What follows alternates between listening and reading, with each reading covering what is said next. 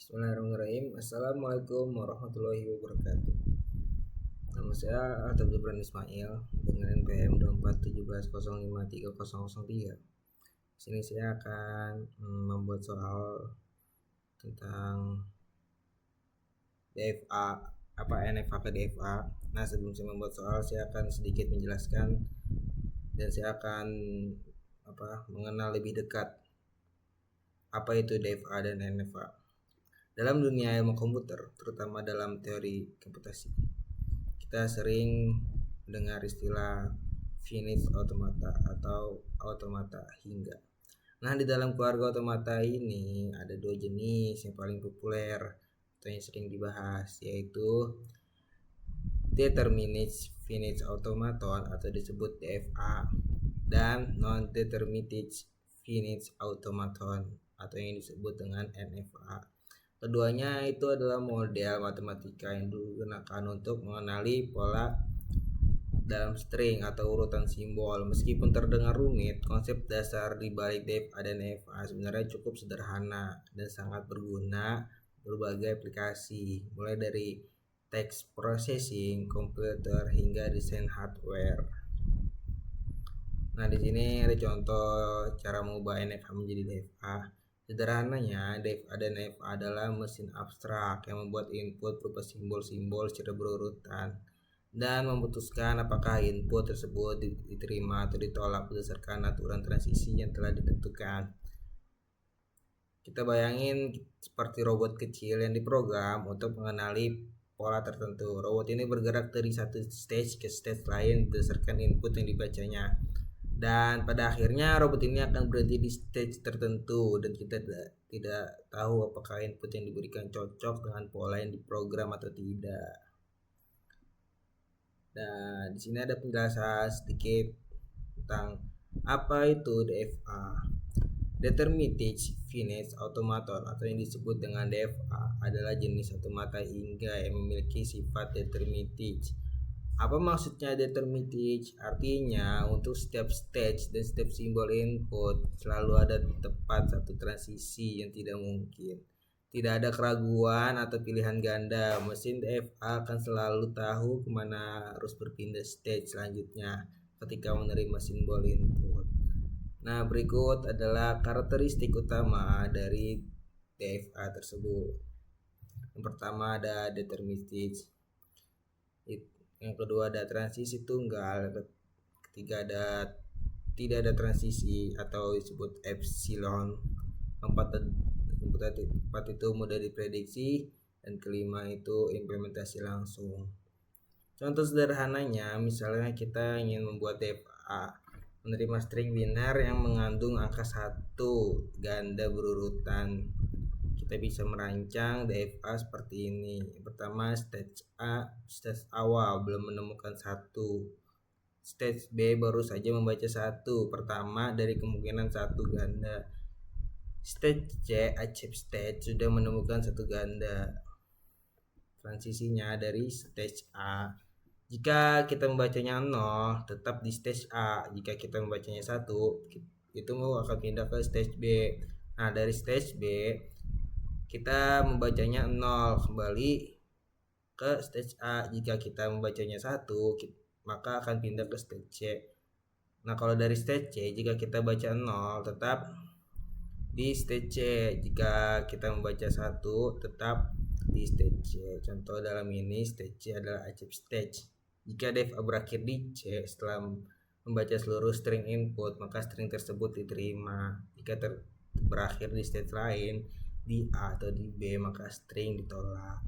Kemudian ada penjelasan dari NFA, non-deterministic finite automaton atau disebut dengan NFA. Sesuai namanya lah ya, itu adalah kebalikan dari DFA. Dalam hal determinisme, NFA bersifat non-deterministic, yang berarti untuk setiap stage dan simbol bisa ada 0, 1, atau lebih kemungkinan transisi. Ini memberikan fleksibilitas lebih besar dibanding DFA. NFA bisa menebak jalur yang benar tanpa mencapai achieve stage. Kemudian ada karakteristik utama dari NFA. Pertama, yaitu non-determinate stage. Ini adalah perbedaan utama dari DFA. Kemudian ada transisi ganda, yang ketiga ada transisi atau absolution jika diizinkan. Yang keempat ada itu lebih fleksibel daripada DFA. Yang kelima implementasinya lebih kompleks daripada DFA. Contoh sederhananya NFA, kita gunakan contoh yang sama dengan DFA. String biner yang mengandung satu-satu, tapi kali ini kita rancang menggunakan NFA. Yang pertama stage P, start stage, yaitu stage awal. Kedua stage K, mungkin akan menemukan satu ganda. Stage R, acep stage, sudah menemukan satu ganda. Nah, dari stage P kita membaca 0 tetap di stage P. Jika kita membacanya 1, bisa jadi atau tetap di stage P atau pindah ke stage Q. Nah, di sini tuh non determinate di sini, oke. Nah, dari stage Q kita membaca 1, pindahnya ke stage R. Dari stage R kita membacanya 0 atau 1, itu tetap di stage R. Nah, dalam NFA ini stage P sangat membaca 1. Mesin bisa memilih untuk tetap di P atau mencari satu ganda di tempat lain, atau bisa juga pindah ke Q mulai dari satu ganda, yang mungkin sering terjadi jika ada setidaknya satu jalur transisi yang membuat NFA acep stage R. Setelah membaca seluruh input, maka string tersebut diterima. Nah, di sini ada perbedaan utama DFA dan NFA dalam tabel. Kalian baca sendirilah ya. Nah, kemudian ini sering jadi pertanyaan mengapa ada NFA jika ada DFA. Mungkin ini penjelasan beberapa alasan penting mengapa NFA tetap relevan dan berguna. Pertama itu kemudahan dalam perancangannya, kedua ukurannya sangat lebih kecil dari DFA, terus ada konsep teoritis penting, kemudian hubungan dengan regular expressions. Nah, sini kita akan mengkonversi NFA ke DFA-nya. Meskipun NFA lebih fleksibel dan mudah dirancang dalam implementasi praktis, seringkali lebih mudah menggunakan DFA karena sifat deterministiknya. Kabar baiknya adalah setiap NFA dapat dikonversi menjadi DFA yang setara. Artinya, DFA yang dihasilkan akan mengenali bahasa yang sama persis dengan NFA aslinya. Proses konversi NFA dan DFA biasanya dilakukan menggunakan algoritma yang disebut subset construction atau dalam Indonesianya konstruksi himpunan bagian. Ide dasarnya adalah setiap stage dalam DFA yang baru akan mempresentasikan himpunan bagian dari stage-stage dalam NFA asli. Secara singkat, langkah-langkah subset construction adalah: yang pertama, stage awal DFA itu adalah himpunan yang berisi hanya stage awal NFA, ditambah semua stage dapat dicapai dari stage awal NFA melalui transisi. Kedua,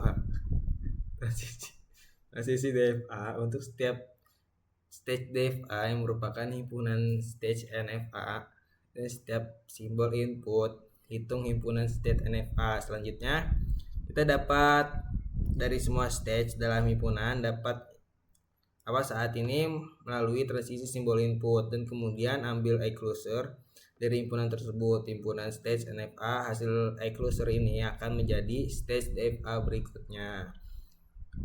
Lalu kita acep stage DFA. Nah, setiap stage DFA yang himpunan stage NFA-nya mengandung setidaknya satu acep stage dari NFA asli, maka stage DFA tersebut juga menjadi acep stage. Keempat, kita ulangi langkah 2 dan 3. Terus ulangi langkah 2 dan 3 sampai tidak ada stage DFA baru yang terbentuk. Nah, di sini saya sudah membuat soal. Sini kalian baca-baca aja lah ya. Pokoknya ada kesimpulan dari DFA dan NFA ini adalah dua jenis finite automaton yang penting dalam teori komputasi. Perbedaan utamanya itu terletak pada sifat determinisme dan jumlah transisi per stage dan simbol input. DFA bersifat deterministik dengan transisi tunggal, sedangkan NFA bersifat non-deterministik dengan kemungkinan banyak transisi atau transisi Meskipun NFA lebih fleksibel dan mudah dirancang untuk beberapa masalah, DFA lebih mudah diimplementasikan. Untungnya, NFA dapat dikonversi menjadi DFA yang setara. Memahami perbedaan dan persamaan antara DFA dan NFA adalah kunci untuk memahami konsep dasar reguler dan aplikasi yang luas dalam ilmu komputer. Nah, di sini kita akan lanjut ke soalnya. Sini ada soal contoh konversi dari non-deterministic finite automata menjadi deterministic finite automata atau DFA. Nah, di sini stage yang sudah saya jelaskan tadi. Di sini stage 0 pindah ke 1 jika di stage B. Nah, jika kita membacanya stage 0 di stage B. Nah, ini ya. Dapat dilihat dari gambar di atas, ada suatu stage yang diberi input menuju ke beberapa stage, yaitu SO yang diberikan inputan B bisa menuju ke SO dan S1. Lalu dikonversi menjadi DFA dengan cara membuat stage baru berupa gabungan dari S0 dan S1 yang diberi inputan A, yaitu S0 dan S1. Lalu untuk stage 0 dan S1 kita berikan inputan A, maka hasilnya adalah gabungan dari S0 dan S1 diberikan inputan A, yaitu S0 dan S1. Lalu untuk stage 0 dan S1 kita berikan inputan B, maka hasilnya adalah gabungan dari hasil S0 yang diberi inputan B, yaitu S0 dan S1. Soal yang kedua, jelaskan alasan mengapa jumlah stage DFA hasil konversi NFA bisa N2N dari jumlah stage NFA. Apakah ini selalu terjadi setiap kasus?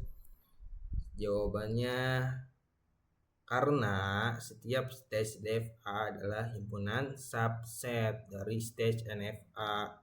Ada 2N kemungkinan subset dari N stage NFA sehingga DFA bisa mencapai jumlah itu.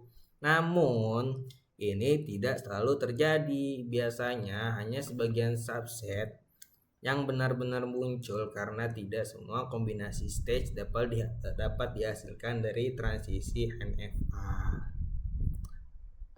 Begitu. Sekian dari saya.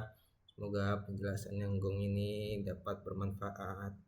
Assalamualaikum warahmatullahi wabarakatuh.